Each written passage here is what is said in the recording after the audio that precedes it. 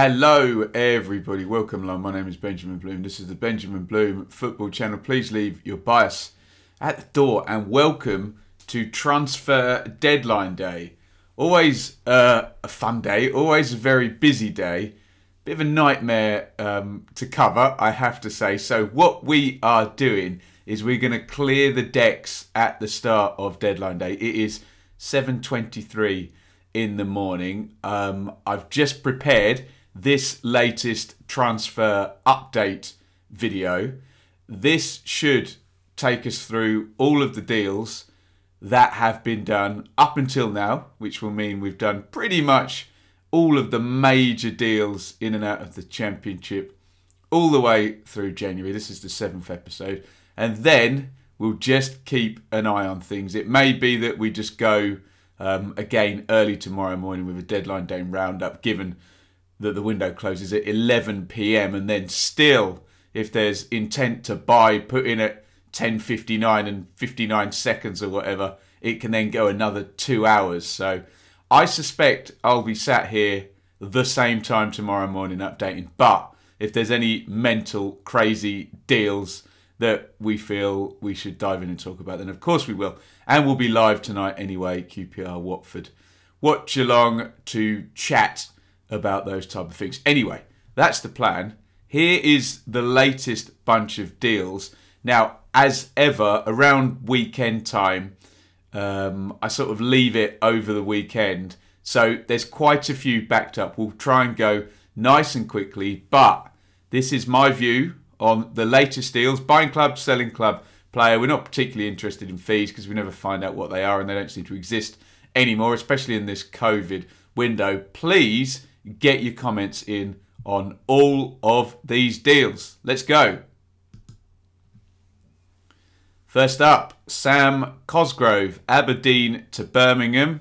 An actual old-fashioned transfer, and we think, not to contradict myself because I said we don't care about fees, but a couple of £1 million on this one. Cosgrove from Aberdeen to Birmingham, a striker who you can see down there in that article scored 23 times in a season, a couple of seasons ago for the Dons. Does look like Karanka's getting some backing, and it does feel somewhat like a bit of a changing of the guard. Obviously, a couple of years ago under Gary Monk, Adams and Jutkiewicz, really one of the better partnerships in the entire division. Jutkiewicz has been an absolute workhorse, a great player for Birmingham. Are they now kind of moving on? And also, for those of you who were thinking Karanka is coming under pressure, this is some kind of vote of confidence, isn't it? Giving him fees in a time where nobody's spending any money to drop on a goal scorer. In terms of the transition across from Scotland, Scottish Premiership to the Championship, it's been a fairly well-trodden road, so you would think he'd be able to transition across. So good luck to Cosgrove at Birmingham. Get your thoughts in on that one.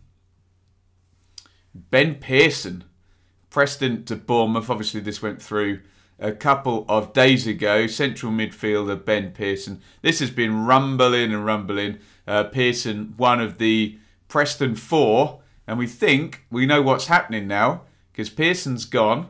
Dan Johnson's re-signed with Preston. Alan Brown has re-signed with Preston. But possibly one of the biggest stories of today might involve Ben Davies. But we'll wait for that to go through. Could be going to the champions from the Championship. A very big story possibly developing there. In terms of Ben Pearson, it was obviously made very clear to Alex Neil that he wasn't going to stay Preston. He's been a good player for them. I think he's Manchester United graduate, isn't he? I've seen him have sort of several really good games. Sat as a deep midfielder, good passer, but a bit of a reputation as an S-house. Lots of yellow cards. I think he racked up like 15 in one season a couple of years back, didn't he? But completely Championship ready. I know he's had injury problems, but exactly what Jason Tindall needs, because Jason Tindall needs a bit of help at the moment. First hard run as a manager and a Championship ready player who can just step in there and go is exactly what he needs. So it will likely be a good deal for Bournemouth. Obviously, we don't know the fee. It's undisclosed. It will be low because he's only got 6 months left on the deal. And this begins a bit of central midfield merry-go-round here. So let's move on and you'll see what I mean. But it should be a good deal, that Ben Pearson to Bournemouth. And Dan Gosling now leaves Bournemouth to go to Watford. So Pearson there arriving. Who else have Bournemouth got in sort of central midfield? Jefferson Lerma, Lewis Cook, Philip Billing. They're pretty well stocked, so Gosling can go out. He has featured for Bournemouth this season. I think I remember him scoring a couple of goals in a game against Coventry at St Andrews. Or was it Birmingham at St Andrews? I can't quite remember. I think it was possibly Coventry. We did it at watch time.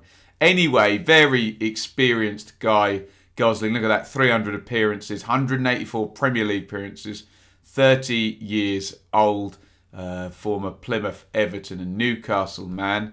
And similar story, remember we've just been talking about Bournemouth and Pearson coming in, and Watford is the same. Will Hughes, Tom Cleverley, very experienced. And the big moving part in this is we're possibly expecting Nate Chalobah to go to Leicester today. I think he might have worked with Brendan Rodgers possibly way back in the day at Chelsea. I might have pulled that out of my backside, so I could be wrong on that one. Correct me in the comments.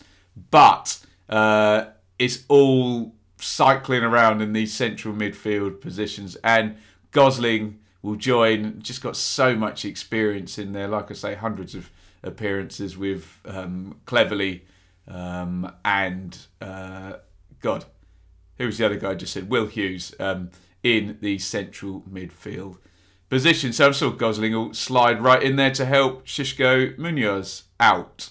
And here comes the final part of this merry-go-round. Is James Garner, who was at Watford on a loan. He's obviously not been to Xisco Munoz's taste, and he's going to go off to Forest. So Pearson in at Bournemouth, which means Gosling goes out from Bournemouth to Watford, which means Garner goes out from Watford. Well, he was on loan from Manchester United, but it's salary, it's a squad place, and he goes into Forest. I have liked the look of Garner. Xisco, like I say, doesn't fancy. Maybe what's a bit more experienced. One of these young, prized Manchester United youngsters. You just don't know what you're going to get. Are you getting David Beckham to Preston, that loan, or John Terry to Forest, or Frank Lampard to Swansea, or Jermaine Defoe to Bournemouth? There's been some brilliant loans, and people will continue to do that, and you never know whether you're getting the next star. Garner, sort of good set play guy, as you can imagine, technical, academy-looking player. Is it what Forest need? I don't know. I genuinely don't know. It really depends what Forest do today, because they particularly have a bloated squad, don't they? And you would imagine, especially around that sort of central midfield area, Bachiru, Sal, Yates, Arta. I'm probably missing out about 5 players there. Cafu, Kravinovic has just come in, can play those positions. Just seem to be so unbalanced in the squad. But Chris Hughton needs players that Chris Hughton wants. We're possibly expecting Glenn Murray to go today. But context is all really at Forest. Depends what Hughton is planning, and it depends what happens on the back end and who goes out today. So not entirely sure on that one. I'll plead the 5th until we know more when the window has closed.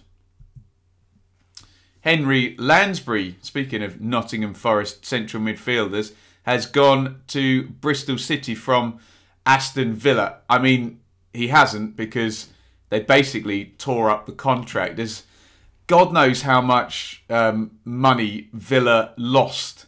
Do you remember the transfer window? Dr. Tony G at Aston Villa. It would have been Steve Bruce, wouldn't it? Let me get this right.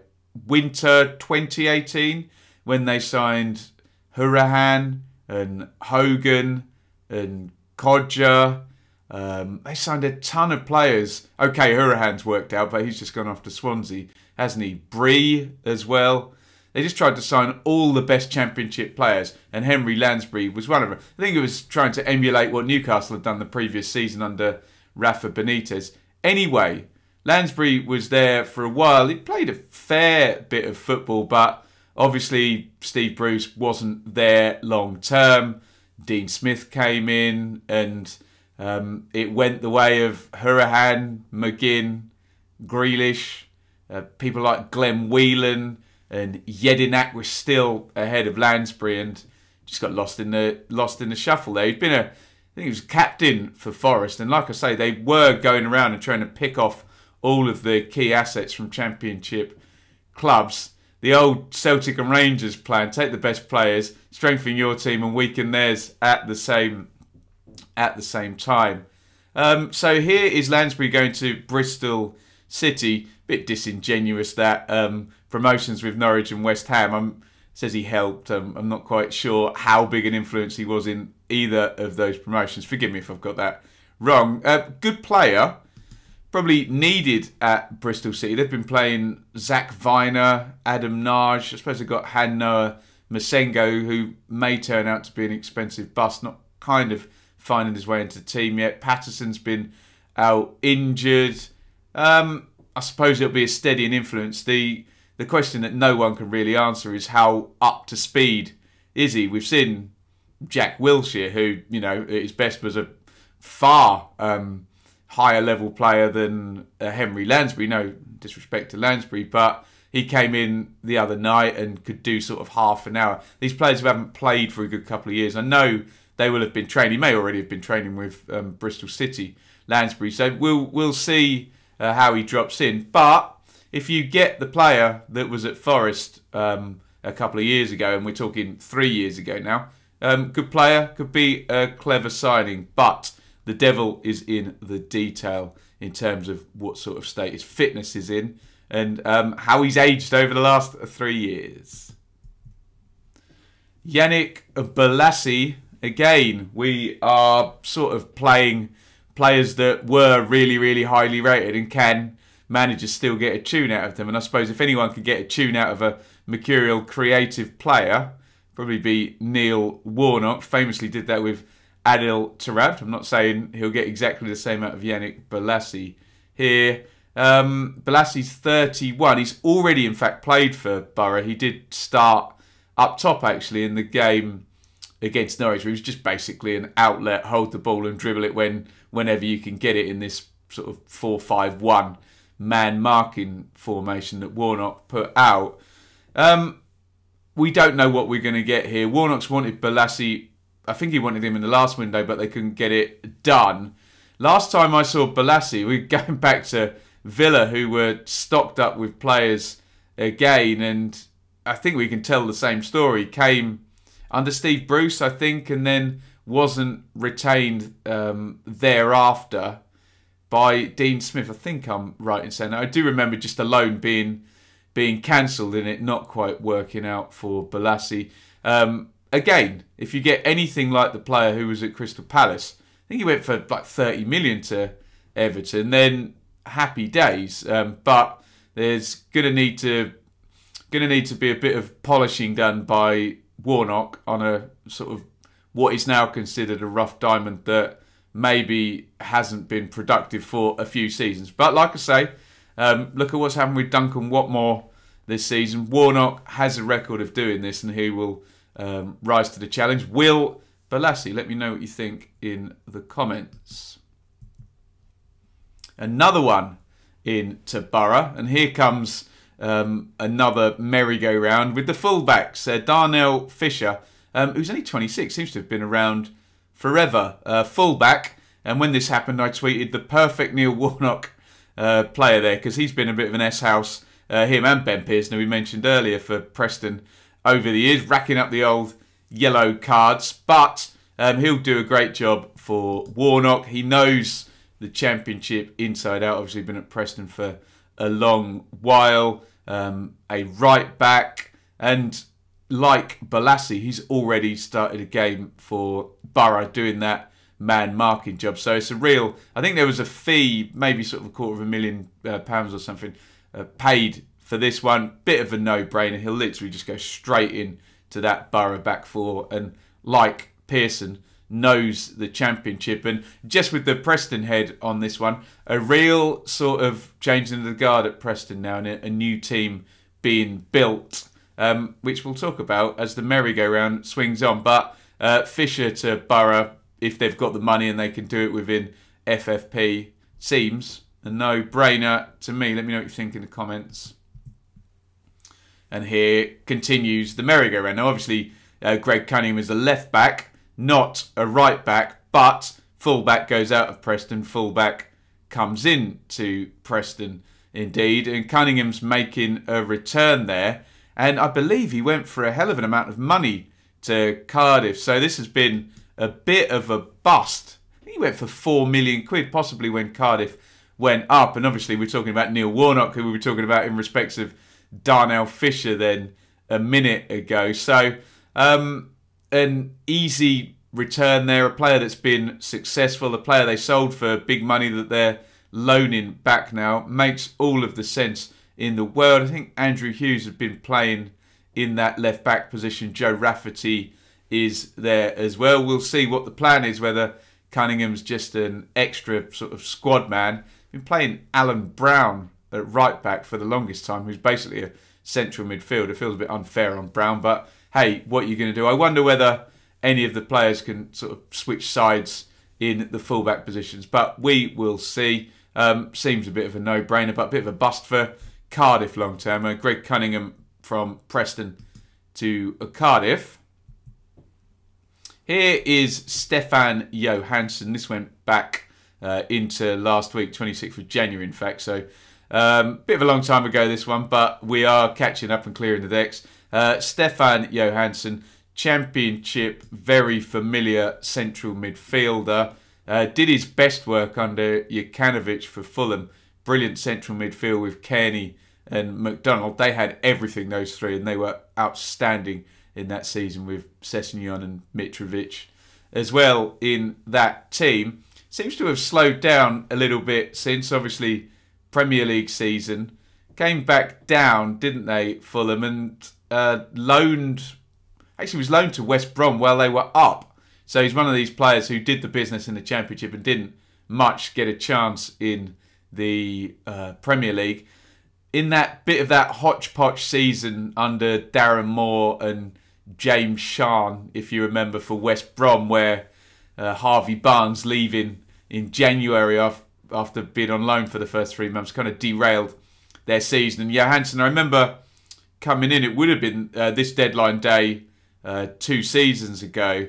All a bit of a hodgepodge that. Then he's back down here with Fulham, but under Scott Parker, and he sort of built the midfield. Not necessarily, I mean, he was used, but then exactly the same thing.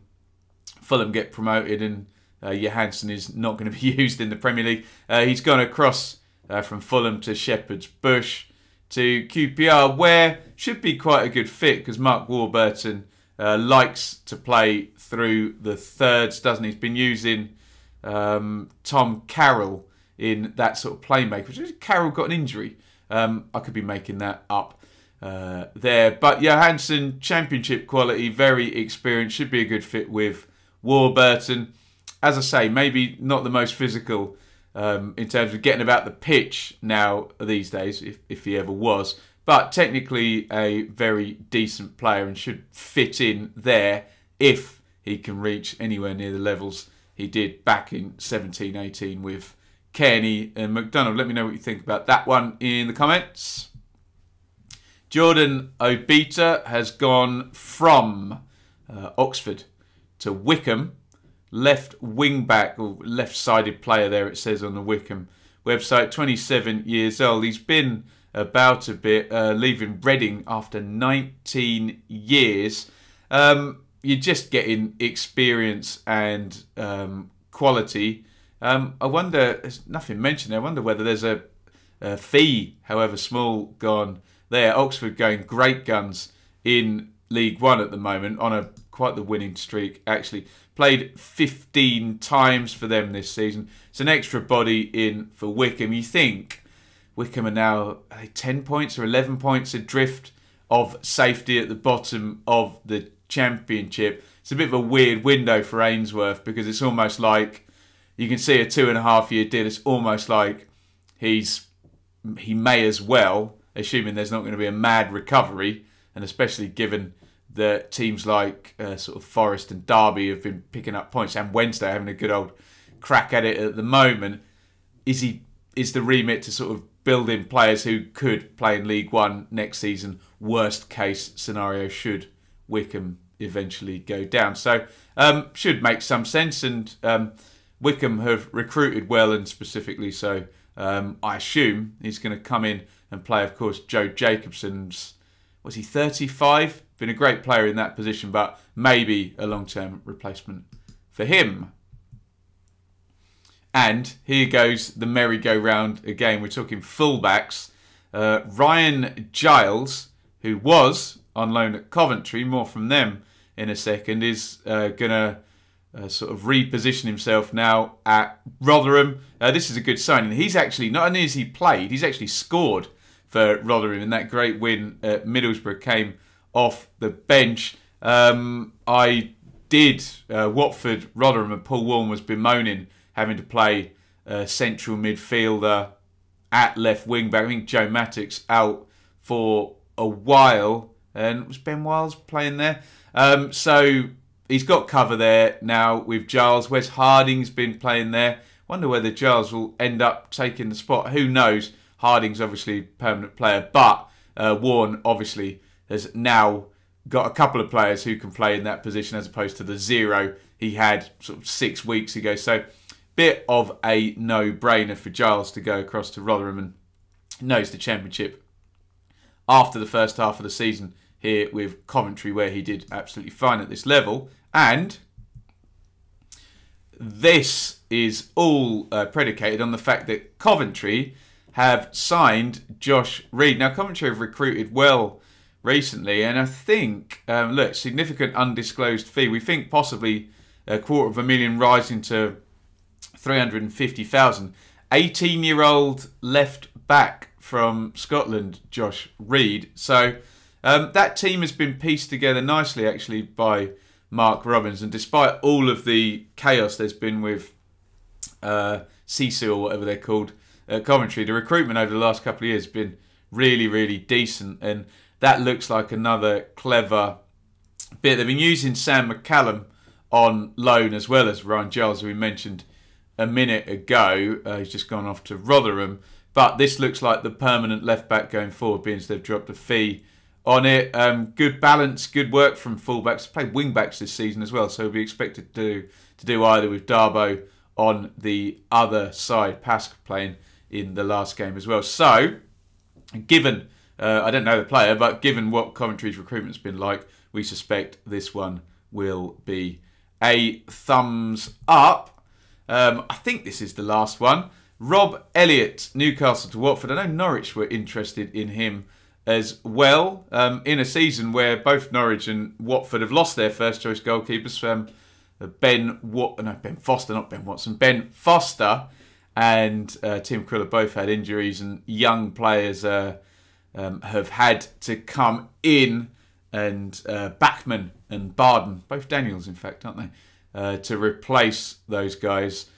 Experienced cover here. Elliott, free agent actually, been at Newcastle, 52 Premier League appearances there, 222 games in his career, 34 years old. He'll just come in and be a squad player, no doubt. So bit of a no-brainer there. And there you go. We are all the way back round to the beginning. So I will get this video up right now. Sorry, we've gone a little while. We're coming up 25 minutes, and hopefully this will all be clear before agents and clubs' phones start ringing and deals do indeed start going through. Let me know what you think on any of those deals. That's about 5 or 6 days worth there. I've tried to include all the main ones. Yes, I know QPR signed an under-23 goalkeeper. Yes, I know a few players have gone out on loan, but genuinely we would have been here all morning, and I've got lots to do, and there'll be a lot more significant deals. So please don't take offence if I didn't mention a certain deal. Please get your thoughts in, and I will say it one more time. It's now 7:48. If your deal that you want me to talk about has not yet been announced by the signing club and launched on their website, I will not be talking about it, okay? So if it hasn't gone through before 7:48 on deadline day morning, it's going to be in the next video. I get a lot of questions saying, why haven't you talked about this one? And when I normally check, it hasn't actually happened. I'm pretty thorough on all of the deals. So you may need to just keep your powder dry until it'll likely be tomorrow morning, where we round up everything that happens today on a deadline day. All of that being said, get your thoughts in via the comments, and look forward to a busy day of transfers. I'm sure we'll chit chat about them during the watch along tonight, and we'll round everything up tomorrow morning at the end of a bit of a strange transfer window. Thank you everybody for watching, and it's over and out. Thank you so much for watching. If you enjoyed this video, please hit the like button to see more videos from this channel. Hit the subscribe button, and to be notified every time we upload, ring the bell for those notifications to come through on your device. If you really want to support the channel and me as a content creator, I will be eternally grateful if you head over to the merch store and grab something, or support over on Patreon, patreon.com/Benjamin Bloom. Thank you for your time. Go and watch another video.